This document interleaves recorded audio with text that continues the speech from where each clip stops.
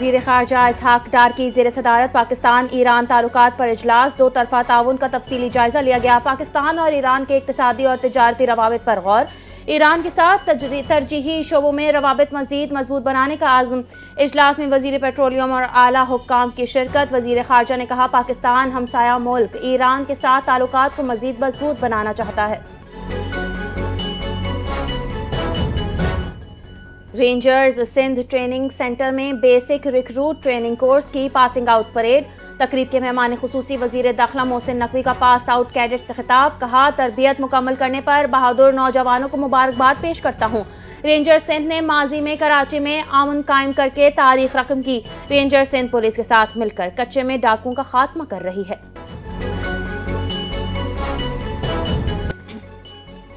C S A Lahore کے 136 probationary افسران کی چیف جسٹس سے ملاقات۔ چیف جسٹس پاکستان نے افسران سے پارلیمانی جمہوریت، آئین اور طاقت کی تقسیم کے اصولوں پر روشنی ڈالی۔ عدلیہ اور انتظامیہ کے باہمی تکمیلی کردار کی اہمیت پر زور دیا۔ چیف جسٹس نے بتایا کہ اگست 2026 تک عدالتوں میں سولر توانائی کے نظام، ای لائبریری، صاف پانی اور خواتین کے لیے بہتر سہولیات فراہم کی جائیں گی۔ وفاقی کابینہ کی اسلام آباد میں شیڈول بلدیاتی انتخابات پھر ملتوی کرنے کی منظوری۔ وزیر اعظم محمد شہباز شریف کی زیر صدارت وفاقی کابینہ کا اجلاس۔ چیف کمشنر اسلام آباد کی جانب سے وفاقی کابینہ کو بلدیاتی انتخابات سے متعلق بریفنگ۔ اسلام آباد میں پنجاب طرز کے بلدیاتی انتخابات کی قانون سازی کی بھی منظوری۔ کابینہ کمیٹی برائے قانون سازی کے 3 دسمبر اور 30 دسمبر کے اجلاس کے فیصلوں کی توثیق۔ وزیر اعظم کی کابینہ کے اراکین کو نئے سال کی مبارکباد۔ پی آئی اے کے 75% شیئرز کی کامیاب نجکاری پر اطمینان کا اظہار کیا۔ انسداد دہشت گردی عدالت اسلام آباد نے 9 مئی کو ریاستی اداروں کے خلاف ڈیجیٹل دہشت گردی کے مقدمات کا فیصلہ سنا دیا۔ عادل راجہ، صابر شاکر اور معید پیرزادہ کو 2 بار عمر قید، حیدر مہندی اور وجاہت سعید کو بھی عمر قید کی سزا۔ ملزمان کو مجموعی طور پر 35 سال قید اور 15 لاکھ جرمانہ۔ انسداد دہشت گردی عدالت نے ملزمان کی غیر موجودگی میں ٹرائل مکمل کیا۔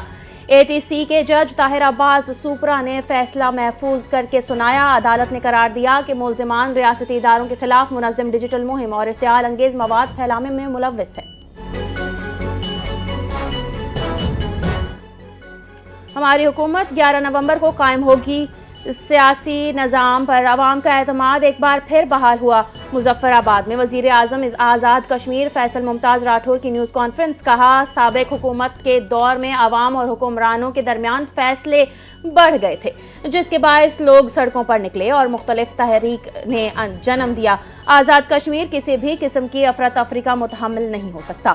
حکومت عوامی مسائل کے حل اور نظام کی بہتری کے لیے سنجیدہ اقدامات کر رہی ہے۔ پاکستان کا آبنائے تائیوان پر چین کے موقف کی بھرپور حمایت کا اعلان۔ دفتر خارجہ کے ترجمان طاہر اندرابی نے کہا پاکستان چین کو اپنا آہنی دوست اور ہر موسم کا تصویراتی شراکت دار سمجھتا ہے۔ پاکستان چین کے بنیادی قومی مفادات سے متعلق تمام معاملات پر اپنی مستقل اور غیر متزلزل حمایت کا اعادہ کرتا ہے، جن میں تائیوان بھی شامل ہے۔ وزارت خارجہ کے ترجمان نے واضح کیا کہ ون چائنا پالیسی کی پاسداری آئندہ بھی جاری رہے گی۔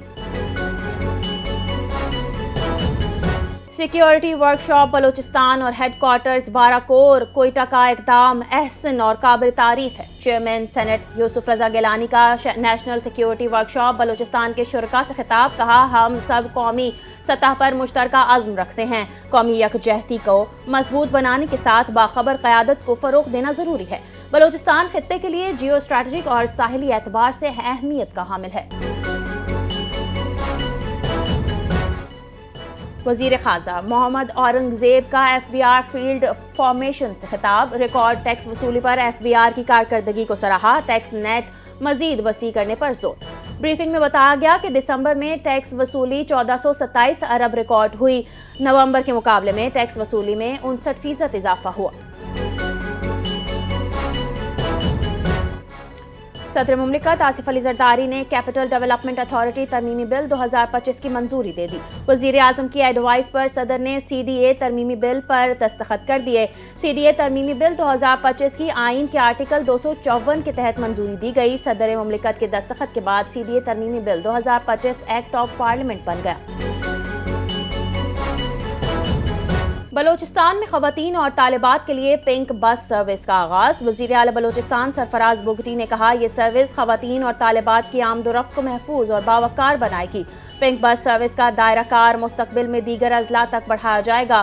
پنک بس سروس خواتین کو تعلیم، روزگار اور صحت تک آسان رسائی دے گی۔ لاہور میں فضائی معیار میں بہتری، AQI کم ہو کر 158 کی سطح پر آ گیا۔ سینئر وزیر مریم اورنگزیب نے کہا کہ موجودہ صورتحال اسموگ نہیں، سرد موسم اور نمی سے بننے والی فوگ ہے۔ فوگ قدرتی موسمی عمل ہے، صنعتی یا ٹریفک آلودگی سے براہ راست تعلق نہیں رکھتا۔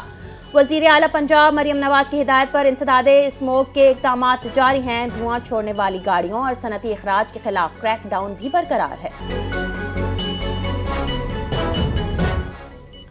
ستھرا پنجاب پروگرام پاکستان میں ہی نہیں بلکہ دنیا بھر میں اپنی منفرد پہچان حاصل کر چکا ہے۔ وزیر اطلاعات پنجاب عظمہ بخاری نے کہا پنجاب کی صفائی کے اقدامات دیگر صوبوں کے لیے بھی مثال بن رہے ہیں۔ سندھ حکومت اس پروگرام سے مستفید ہونا چاہتی ہے۔ پنجاب حکومت نے کوڑے کو بایو گیس میں تبدیل کرنے کا پائلٹ پروجیکٹ شروع کیا ہے۔ چیف سیکریٹری خیبر پختونخوا نے بھی ستھرا پنجاب ماڈل کی تفصیلات طلب کر لی ہیں۔ زیر التوا منصوبوں کی تکمیل میں کسی قسم کی تاخیر برداشت نہیں کی جائے گی۔ وزیر منصوبہ بندی اور ترقی سین جام خان شورو کی زیر صدارت اجلاس۔ دادو اور بدین اضلاع کی ترقیاتی اسکیموں کا جائزہ۔ ضلع بدین کے تعلقہ اسپتال کے کام کو جلد مکمل کرنے کی ہدایت۔ دادو میں پینے کے پانی اور ڈرینیج کے مسائل کو 1 ماہ کے اندر حل کرنے کا ہدف مقرر۔ سال نو پر سندھ پولیس میں بڑے پیمانے پر افسران کے تقرر اور تبادلے۔ آزاد خان ایڈیشنل IG کراچی تعینات۔ آزاد خان اس سے پہلے ایڈیشنل IG CTD تعینات تھے۔ ذوالفقار لاڑک ایڈیشنل IG CTD مقرر۔